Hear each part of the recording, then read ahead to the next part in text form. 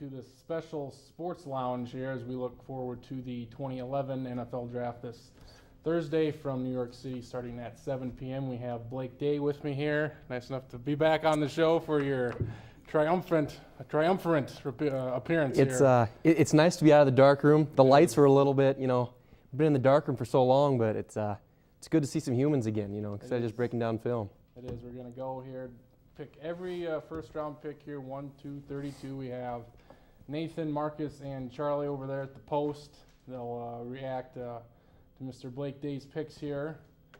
Gentlemen, how are we? We're doing good so far. Very good. Good. Well, you look at the draft here coming up Thursday, your Christmas, your big day of the year. That it is. Why? Why is this your thing?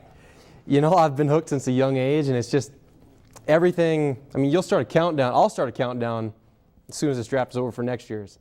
And it's just it all culminates into this one, now it's a 3-day event. Yep. Used to be a 2-day event. It's kind of moving into prime time now, and it's just kind of the culmination of the college season, NFL seasons, kind of puts a bow on everything, gets ready for next year.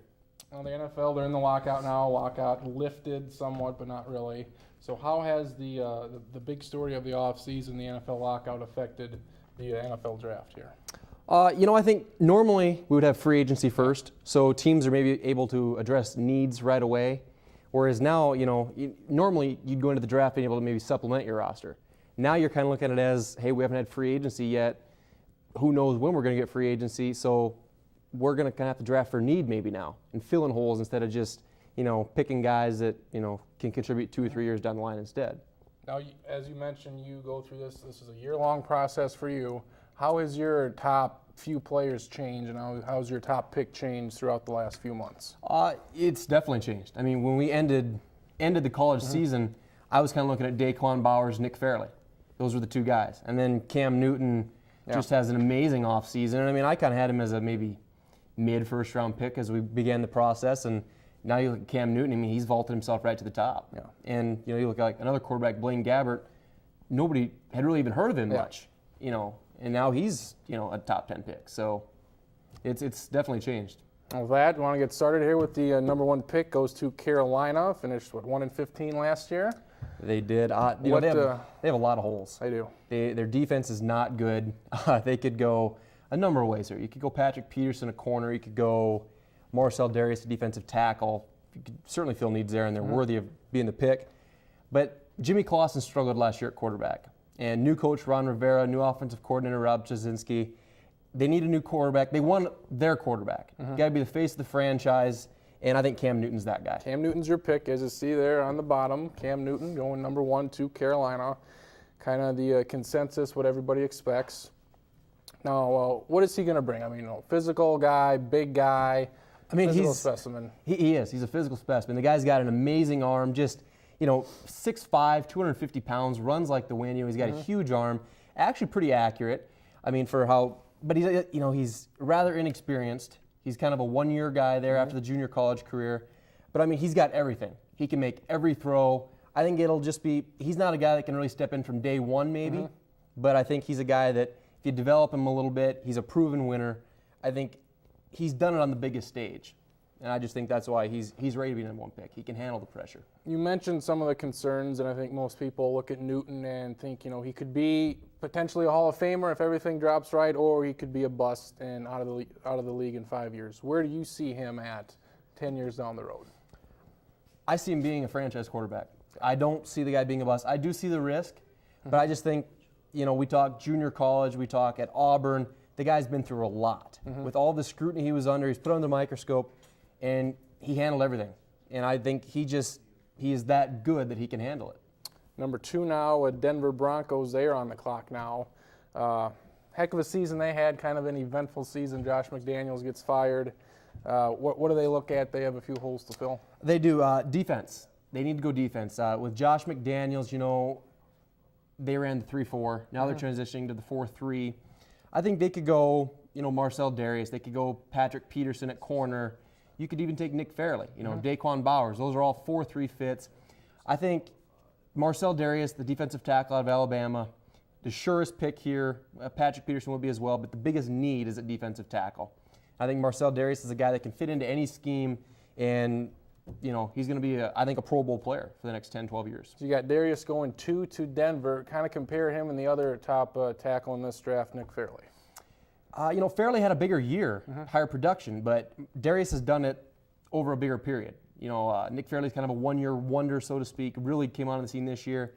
Some people question Nick Fairley, maybe his effort at times, takes plays off. You never question that with Marcell Dareus. The guy's going to go 100% all the time, and he's a true professional.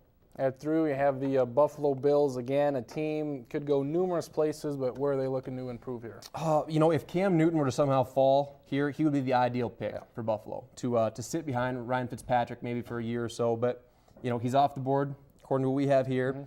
I think they could go if Marcell Dareus was still there also. I think Von Miller's a pick here. They need defense. They're in that 3-4 defense. Aaron Maben was a bust a few years ago at that outside linebacker spot. I think Von Miller, a guy that Chan Gailey coached at the Senior Bowl, he's had good production the last 2 years at Texas A&M, had a great Senior Bowl week, good combine. I think he's a guy that you can just plug him in that 3-4 outside linebacker, and he's got a chance to be a really dynamic player. And Danny Batten, hopefully he gets a chance to play with him if he gets back from his injury, gets things going here. That would be a nice get for Buffalo. Have those two guys in that linebacking core. Moving on to the first 3 picks you see there, you've seen them on the bottom. Pretty sure those picks, aren't we? We're pretty confident that that's how it's going to lay down. That's kind of the consensus, yeah. Yeah. Then you get to Cincinnati. How sure are you of what Cincinnati's going to do? And considering, Carson Palmer says he's not going to come back, that remains to be seen. Says he'd rather retire than play for Cincinnati again. So there's definitely a needed quarterback there, but is that where they go with number 4? I'm not real sure about this pick, because Blaine Gabbert, the quarterback out of Missouri, would be a great fit here. Because I agree, I don't think Carson Palmer will be back with the Bengals next year. He might not be playing anywhere. I don't think if he doesn't play for Cincinnati, he won't be playing anywhere. And they could definitely go Blaine Gabbert. Everything I read here, they're not going to take Blaine Gabbert. They want a guy more of a second-tier guy, like an Andy Dalton, Christian Ponder maybe in early round 2. I think they go A.J. Green here. They have a big need at wide receiver. They've got Chad Ochocinco, rumored that he's more than likely going to be traded. He's getting up there in age anyway. They got Andre Caldwell, Jerome Simpson, Jordan Shipley, some young guys, but they're more like a second, third option guys. I think A.J. Green's a guy that could be a number 1 option, step in and, take over there. And be their number 1 right away. He would be. He's that good. There's been some receivers in the top 10, top 5 even that have been picked, and would you consider receiver to be one of those positions where it's just a complete question mark? It is. There's a lot of bust receiver-wise. Because you've seen some great talent that you would think, hey, this guy's going to be it, but it just doesn't pan out. And with Cincinnati, honestly, you really never know. Yeah. But, this is a kid that came in, the number 1 recruit out of high school, and he's not let down on those expectations. He's lived up to them the whole time. So, looking at number 5 here, Arizona. Again, quarterback troubles, but they're going a different way here with their pick. Yeah, I think Blaine Gabbert's another spot here where he would be a good fit. Everything you read, you hear, they don't want to take Blaine Gabbert. They want to go the veteran route. They want to get like a Mark Bolger possibly, kind of a bridge. They've got John Skelton, a guy that a rookie last year out of the 5th round, played okay at times. They want to bring in a veteran, kind of groom Skelton a little bit more. And I think Von Miller's the ideal pick right here. If Von Miller was available, but he's not, and I think they still go defense with Patrick Peterson, who I think is the number 1 player in this draft. And is a guy that can step in at corner opposite Dominic Rodgers-Cromartie, and you've got a great tandem of corners there for a long time. And he can also return well, so he's a dual threat there. He can return punts. This is a guy that, he's so big, people wonder if he can stay at corner, but he can play corner. But you're talking 8-10 years down the line, he could possibly move to safety for you as well. Those are our first 5 picks. We'll throw it over to the big desk now, see what Stack and Marcus and Charlie think of these first 5 picks here from Blake. All right, well, thank you very much, Travis. And yes, as you said, I'm Nathan, Marcus, and Charlie joining us here on this NFL mock draft special. You just heard Blake's picks. He has Carolina taking Cam Newton, number 1, Dareus going 2 to Denver, 3, Von Miller going to the Bills, A.J. Green going 4th to the Bengals, and then Cardinals taking Patrick Peterson. Now, barring any trades, which they're always likely to do, we don't know that for sure. Do you like the way this top 5 is starting out? I think it's a good top 5. It makes sense. Obviously, come draft day, stuff changes, but I think it makes sense amongst each team. It fills a need, and they're picking guys that should be picked in the top 5 or 10. Yeah, I don't, looking at the top 3, they look to be mostly consensus picks. I think Von Miller's a real hit for the Bills.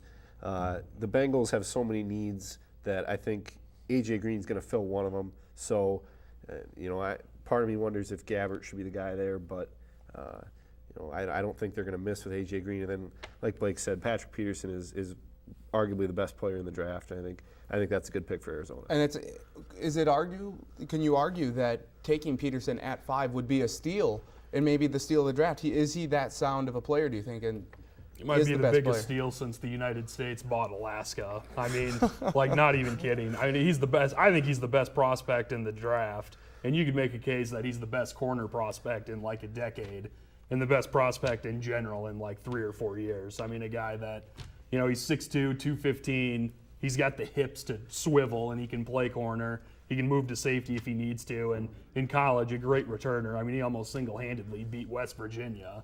And you look at the first 4 picks, they almost can't pick Patrick Peterson because they have so many other needs. I think this is more pressing to have Peterson go 5th to Arizona. I think he is a perfect fit, and he's such a dynamic player at the corner. He's a shutdown guy, so I think that's the best move for them. I think in the top 5, the only other one I could see is he could possibly go to Denver, but I mean that's definitely a maybe. Okay, well, those are picks 1 through 5. When we come back here on the Sports Lounge, we will be doing picks 6 through 10. That means the Cleveland Browns are on the clock next. We'll find out who they take next when you return. You're watching the Sports Lounge NFL Mock Draft Special.